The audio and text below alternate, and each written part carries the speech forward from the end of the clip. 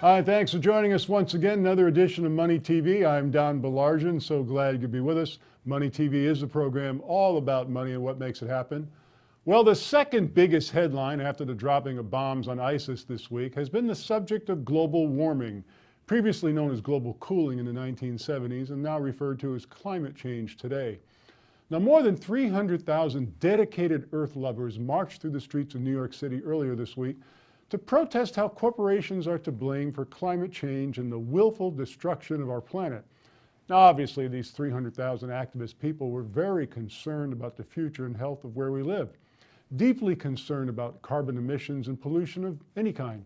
And they demonstrated that concern by leaving behind several hundred tons of garbage, trash, plastic bags, styrofoam containers, and cups, including non-recyclable materials strewn all over the streets and sidewalks, rather than trouble themselves to simply carry it out with them. I guess they were much too busy blaming the corporations.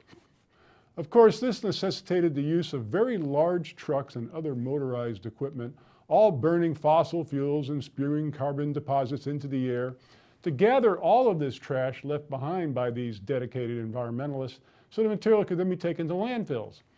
As a matter of fact, the whole boondoggle was such a media success, they tried it again the very next day on Wall Street with much the same effect. Thousands of tons of trash left behind for someone else to pick up and transport. Now, it's become politically incorrect to publicly doubt what was once referred to as global cooling, then became global warming, and is now called climate change. But you have to admit, it's hard to take these alarmists seriously when they behave as hypocritically as they did this week in New York. Now, world governments and the UN have jumped all over climate change because it represents a revenue source. They want us to believe they can beat climate change by taxing it.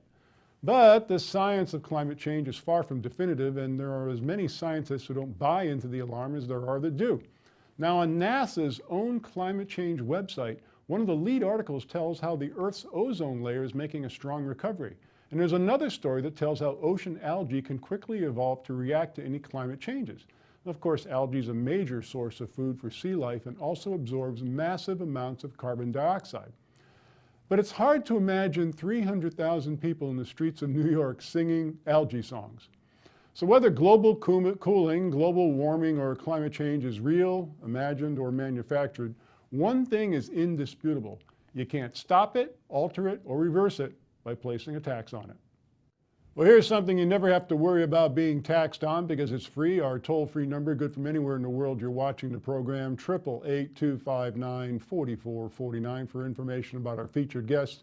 When you do call, be sure and ask to be added to the subscription list of our Money TV newsletter. Again, toll-free, 888-259-4449.